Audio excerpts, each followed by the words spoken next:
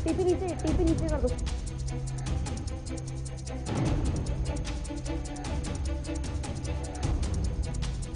नमस्कार, बहुत स्वागत है आपका J24/7 न्यूज में। वक्त हो चला इस वक्त की तमाम बड़ी खबरों का सुपरफास्ट अंदाज में। देश में कोरोना की दूसरी लहर के बीच ब्लैक फंगस का खतरा लगातार बढ़ता जा रहा है। देश में अब तक ब्लैक फंगस के कुल 7,251 केस सामने आ चुके हैं। कई प्रदेशों में इसे महामारी घोषित कर दिया गया। वहीं महाराष्ट्र में ब्लैक फंगस के अब तक 1500 केस सामने आए, जिनमें 90 मरीजों की मौत हुई। गुजरात में सबसे ज्यादा 1,163 केस आए और 61 मरीजों की जान चली गई। मध्य प्रदेश में ब्लैक फंगस के 5,075 केस सामने आए, 31 लोगों की मौत हो गई।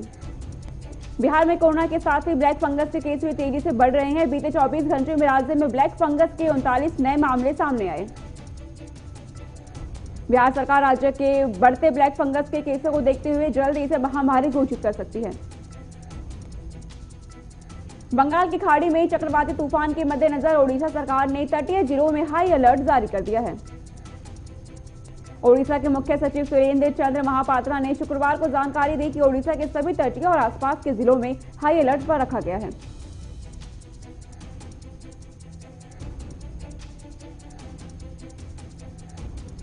मुख्य सचिव महापात्रा ने बड़े पैमाने पर चक्रवात आश्रयों और सुरक्षित भवनों की पहचान की प्रक्रिया शुरू कर दी है। राहत और बचाव के लिए जो भी कुछ जरूरी है उसकी व्यवस्था कर ली गई है। जानकारी के मुताबिक यह तूफान 26 मई की सुबह ओडिशा पश्चिम बंगाल तटों के पास यानी बंगाल की उत्तरी खाड़ी तक पहुंच जाएगा। सरकारी कंपनी तेल और प्राकृतिक गैस निगम ने चक्रवाती तूफान में फंसकर जान गंवाने वालों या लापता कर्मचारियों के परिवारों को 2-2 लाख रुपए की सहायता देने की घोषणा की। ONGC ने कहा कि डूबे हुए जहाज के 186 बचे लोगों को 1 लाख रुपए और मृत और लापता व्यक्तियों के परिवारों के लिए 2 लाख रुपए की तत्काल राहत प्रदान की जाएगी।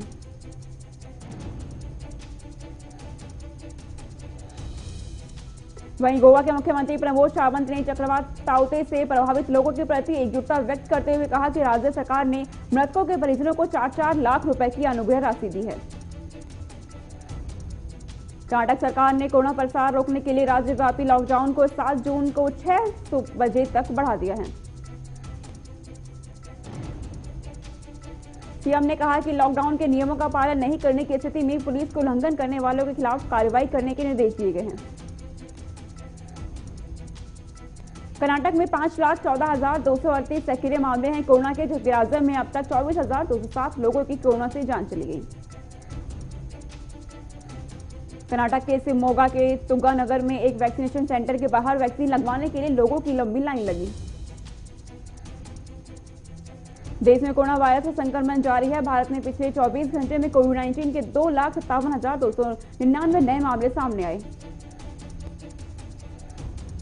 वहीं भारत में पिछले 24 घंटे में 4,194 लोगों की जान चली गई। मौतों के बाद कुल मौतों की संख्या 2,95,525 हो गई है।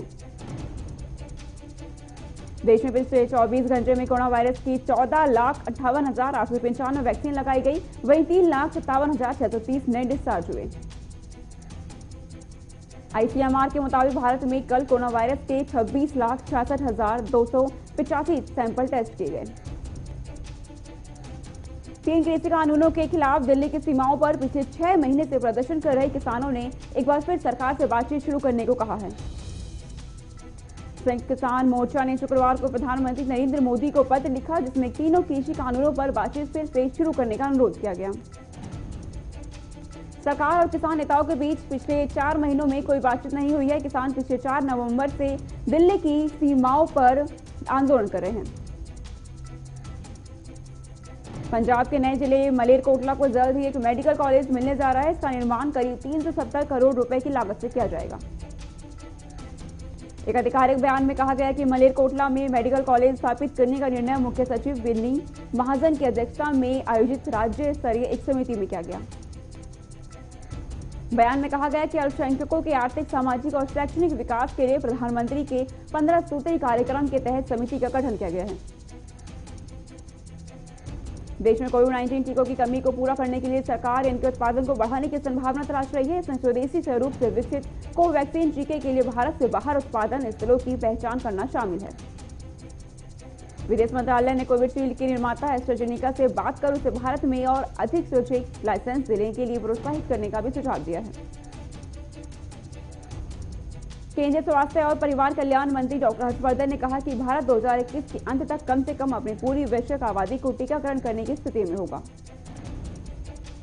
स्वास्थ्य मंत्री ने टीकाकरण में तेजी लाने की आवश्यकता पर जोर दिया और केंद्र सरकार द्वारा दूसरी डोज के लिए 70% डोज उपलब्ध कराए जाने की बात दोहराई। केंद्रीय स्वास्थ्य मंत्रालय ने सभी राज्यों को संक्रमण की रोकथाम और नियंत्रण के लिए अपनी तैयारियों की समीक्षा करने की सलाह दी है। कोरोना महामारी को लेकर कांग्रेस पार्टी ने देश भर के ग्रामीण इलाकों में लोगों तक मदद पहुंचाने की रणनीति तैयार की है। देश की प्रमुख विपक्षी पार्टी कांग्रेस आने वाले दिनों में 1,50,00,000 मास्क और 25 लाख सैनिटाइजर बांटेगी।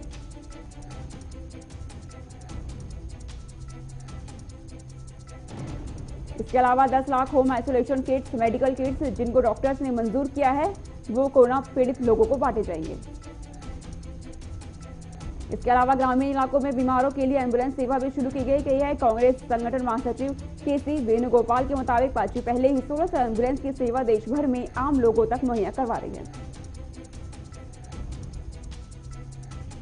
भोपाल में कोरोना कर्फ्यू लागू है। भोपाल में 31 मई तक कोरोना कर्फ्यू लागू रहेगा। लद्दाख में भूकंप के झटके महसूस किए गए। नेशनल सेंटर फॉर सिमोलॉजी ने बताया कि रिएक्टर स्केल पर भूकंप की तीव्रता 3.6 थी। नेपाल के राष्ट्रपति विद्या देवी भंडारी ने संसद को भंग करते हुए मध्यावधि चुनाव का ऐलान किया है। नेपाल में 12 और 19 नवंबर को मध्यावधि चुनाव होंगे।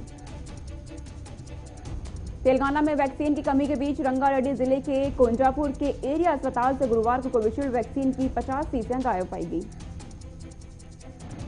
केंद्र सरकार ने सभी सोशल मीडिया कंपनियों को कोरोना वायरस के B.167 वेरिएंट के लिए इंडियन वेरिएंट का इस्तेमाल करने वाले कंटेंट्स को अपने प्लेटफॉर्म से हटाने को कहा है। केंद्रीय सूचना और प्रौद्योगिकी मंत्रालय ने सोशल मीडिया कंपनियों को भेजे गए एक पत्र में लिखा कि इससे कोविड-19 से जुड़ी गलत सूचनाओं के प्रसार को रोका जा सकेगा। हरियाणा के सिरसा में मार्केट कमेटी में सब्जी मंडी के कपास लगाए वाहनों के एंट्री पर बैन किया गया।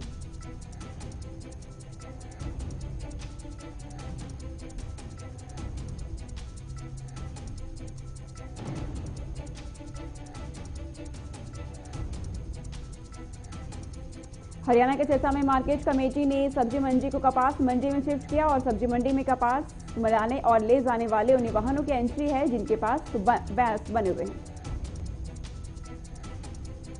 हरियाणा के यमुनानगर में आपातकालीन सेवाओं में लगे वाहनों को 50 लीटर तक डीजल पेट्रोल निःशुल्क मिलेगा। वहीं रिलायंस पेट्रोल पंप के संचालक ने बताया कि कोरोना महामारी में जिला प्रशासन को पूरा सहयोग किया जाएगा। पंजाब के जालंधर में 900 रुपए न होने पर एम्बुलेंस चालक ने मरीज को रास्ते में उतार दिया। मौके पर पहुंचे पीसीआर कर्मचारी और उसे अस्पताल भर्ती करवाया।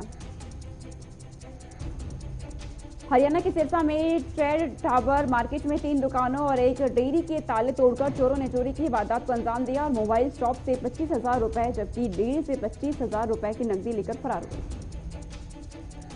हरियाणा के सीएम मनोहर लाल ने कोरोना स्थिति पर प्रशासनिक सचिव और जिला उपायुक्तों के साथ समीक्षा बैठक की और बताया कि बीपीएल परिवारों के कोरोना मरीजों के उपचार का सारा खर्च प्रदेश सरकार उठाएगी।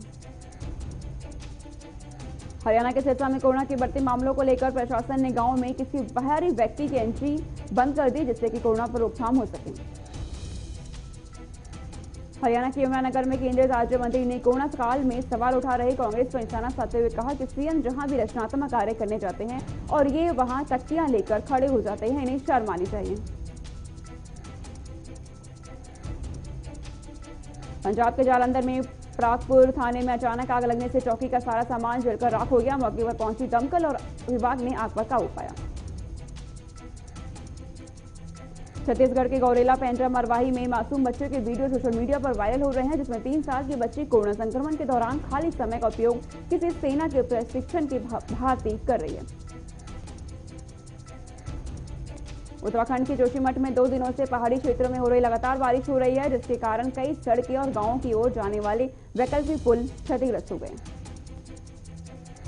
उत्तराखंड के रामनगर में चिकित्सा स्वास्थ्य और परिवार कल्याण विभाग में नर्सों की भर्ती नर्सों ने विरोध करके कहा कि छले 8 साल से स्वास्थ्य विभाग के काम कर रही हैं, एक दिन भी एक छुट्टी नहीं मिली। उत्तराखंड के खचिमा में सरकार ग्रामीण क्षेत्रों में कोरोना मरीजों का बेहतर इलाज होगा, जिसको लेकर विधायक ने स्वास्थ्य केंद्रों में ऑक्सीजन प्रदान करने के लिए 4 ऑक्सीजन कंसंट्रेटर दिए।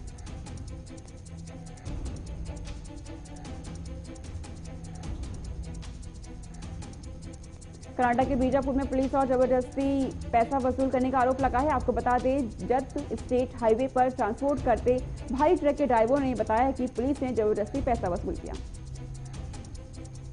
कर्नाटक के कथनी में महामारी कोरोना को नियंत्रण में लाने के लिए सरकार ने 2 दिनों के लिए संपूर्ण लॉकडाउन लगाया और सार्वजनिक लोगों से घर में रहने की अपील की। कर्नाटक के अथनी में मॉनिटरिंग वेलफेयर कमेटी ने 10 से अधिक कब्रों को खुदवाया ताकि किसी भी गरीब की मौत हो जाती है तो उसे दफना सकेंगे। कर्नाटक के बेंगलुरु में कांग्रेस भवन में रक्तदान शिविर का आयोजन किया गया और इस शिविर में राज्य के अध्यक्ष के साथ साथ वरिष्ठ कांग्रेस नेताओं ने हिस्सा लिया। कर्नाटक के बेंगलुरु में सीएम येदियुरप्पा ने लॉकडाउन बढ़ाने का ऐलान किया। आपको बता दें, कोरोना के बढ़ते केसेस को देखते हुए ये फैसला लिया गया। कर्नाटक के बीजापुर में जिलाधिकारी कोरोना आंकड़ों की कमी करने पर जिला टीम का प्रशंसा की और बताया कोरोना पॉजिटिव आंकड़ों की मृत्यु संख्या में कमी आई है। कर्नाटक के चामराजनगर में पुलिस के सहयोग से 35 लोगों को कोरोना वैक्सीन का टीकाकरण किया गया और 35 लोगों को वैक्सीन लगने का भरोसा दिलाया।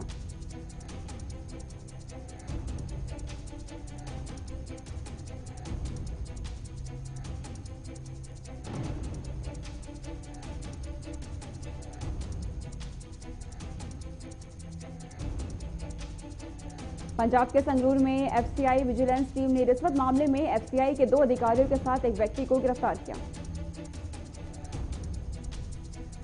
राजस्थान के जोधपुर में पुलिस कमिश्नर ने कोरोना संक्रमण को रोकने के लिए पुलिस के कार्य का जायजा लिया और पुलिसकर्मियों का हौसला बढ़ाया। पंजाब के जालंधर में पत्नी ने अपने पति को उसकी भाभी के साथ रंगे हाथों पकड़ा और पीड़िता के पति और उसकी भाभी ने पीड़िता को ही पीटा। पटना के खाद्य आपूर्ति के पदाधिकारियों ने गोदाम में छापेमारी करके खाद्यान्न को सरकारी मुहर मारकर सील किया। पटना ने गुप्त सूचना के आधार पर 2 देशी कट्टा, जिंदा कारतूस, 16 मोबाइल और 3000 रुपए नकद के साथ 8 अपराधियों को गिरफ्तार किया। पंजाब के लुधियाना में ट्रांसफार्मर में टकराने से एक युवक की मौत हो गई। मौके पर पहुंची पुलिस ने पोस्टमार्टम कराकर परिजनों को सौंपा।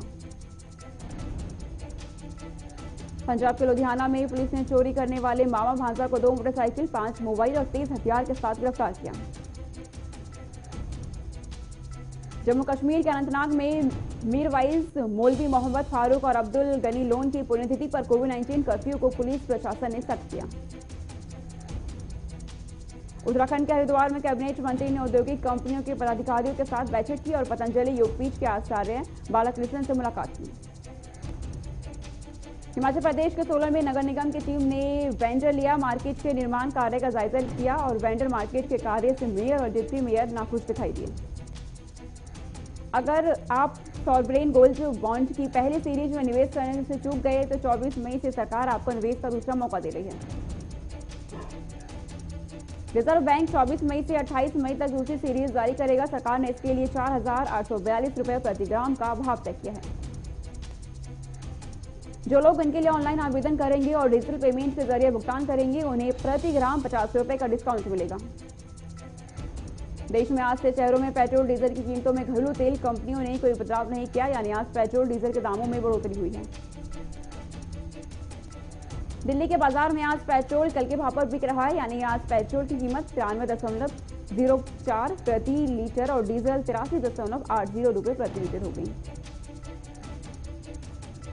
पिछले 1 साल में रजिस्टर्ड निवेशकों की संख्या देश में तेजी से बढ़ी है। कुल निवेशकों की संख्या अप्रैल 2020 में 4.98 करोड़ थी, जो अप्रैल 2021 में बढ़कर 6.84 करोड़ रुपए हो गई,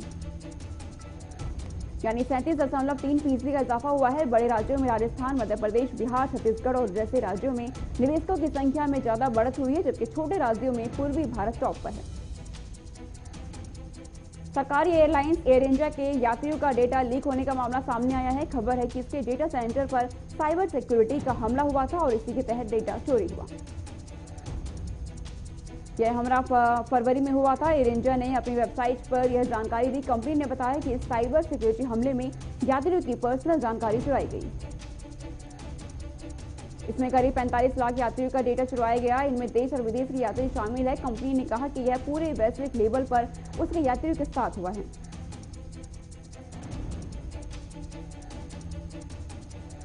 दुनिया भर में कोरोना वायरस ने कहर बरपा रखा है। बीते दिन दुनिया में 6,19,536 लोगों में कोरोना की पुष्टि हुई।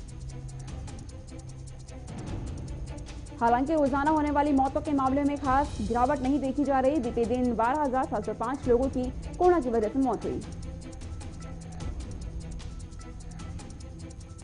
ब्रिटेन के हीथ्रो एयरपोर्ट पर रेड लिस्ट वाले देशों से आने वाले पैसेंजर्स के लिए अलग टर्मिनल की व्यवस्था करने की तैयारी की जा रही है। एयरपोर्ट मैनेजमेंट का कहना है कि एक ही टर्मिनल से सभी यात्रियों के आने से संक्रमण का खतरा बढ़ जाता है।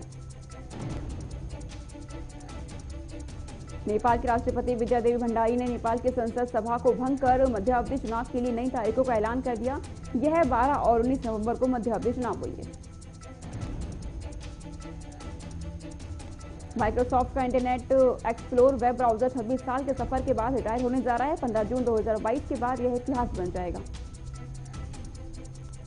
बिल गेट्स की कंपनी ने इसकी आधिकारिक घोषणा कर दी है। एक्सप्लोरर के बंद होने के बाद माइक्रोसॉफ्ट एज उसकी जगह लेगा। इंटरनेट एक्सप्लोरर माइक्रोसॉफ्ट का पहला सबसे सफल ब्राउजर रहा। इसके अलावा यह पहला मुफ्त ब्राउजर था जिसे लोगों ने हाथों हाथ लिया और उसने इंटरनेट की दुनिया में बदल डाली। इजरायल और फिलिस्तीनी संगठन हमास के बीच शुक्रवार रात 2 बजे संघर्ष विराम हो गया। दोनों इसे अपनी जीत बता रहे हैं। संघर्ष विराम लागू होते ही बड़ी संख्या में फिलिस्तीनी लोग गाजा में सड़कों के जश्न मनाने लगे। शुक्रवार को हजारों फिलिस्तीनी अल अक्सा मस्जिद पहुंचे और आतिशबाजी की। कुछ लोगों ने संघर्ष विराम लागू होते ही उत्पात भी मचाया, जिसके बाद इजरायली सुरक्षा बलों ने उसकी झड़प हो गई। घटना में 60,000 से ज्यादा लोग घायल हुए। कम बजट और बिना स्टार पावर वाली फिल्मों के लिए ओटीटी प्लेटफॉर्म वरदान साबित हुई है। ओटीटी से फिल्मों की इकोनॉमी बदली है। अब फ्लॉप होने वालों का डर खत्म हो गया। मनोरंजन जगत से एक दुखद भरी खबर सामने आई है। दिग्गज संगीतकार विजय पाटिल, जिन्हें राम लक्ष्मण के नाम से इंडस्ट्री में जाना जाता था, उनका निधन हो गया है। बॉलीवुड के दिग्गज गायिका लता मंगेशकर ने ट्वीट कर श्रद्धांजलि दी। बॉलीवुड अभिनेत्री कंगना रनौत के बॉडीगार्ड कुमार हेगड़े के खिलाफ रेप केस में एफआईआर दर्ज की गई। एक ब्यूटिशियन की शिकायत के बाद हेगड़े पर मामला दर्ज हुआ है। चक्रवाती तूफान ने अजय देवगन के मैदान का सेट तबाह कर दिया। प्रोड्यूसर बोनी कपूर बोले 30 करोड़ रुपए का नुकसान हुआ। इंडियन आइडल के पहले सीजन के विनर रहे अभिजीत सावंत ने अब इस रियलिटी शो पर निशाना साधा है। उनका कहना है कि इन दिनों शो के मेकर्स कंटेस्टेंट की ट्रेजिक स्टोरीज पर ज्यादा फोकस कर रहे हैं। 29 मई को आईपीएल से जुड़ी बड़ी जानकारी सामने आएगी। बीसीसीआई लीग के बाकी मैचों को लेकर अपनी तैयारी को खुलासा करेंगे। T20 वर्ल्ड कप के 1 जून को अहम है। कम खर्च, स्थिर मौसम और कोरोना नियमों की बेहतर जानकारी की वजह से बीसीसीआई के लिए आईपीएल कराने की पहली पसंद यूएई है। दिग्गज बल्लेबाज राहुल द्रविड़ श्रीलंका दौरे के लिए भारतीय टीम का कोच बनने के लिए तैयार है। द्रविड़ ने श्रीलंका के आगामी दौरे पर भारतीय टीम के खिलाड़ियों को कोचिंग देने की सहमति दे दी है। खेल मंत्रालय ने गुरुवार को राष्ट्रीय खेल पुरस्कारों के लिए आवेदन आमंत्रित किए और आवेदन जमा कराने की अंतिम तिथि 21 जून है। अगस्त सितंबर में इंग्लैंड के साथ 5 टेस्ट मैचों की सीरीज होनी है, लेकिन बीसीसीआई ने England and Wales cricket board से अनुरोध किया है कि इसे 1 हफ्ते के पहले शुरू कर दिया जाए।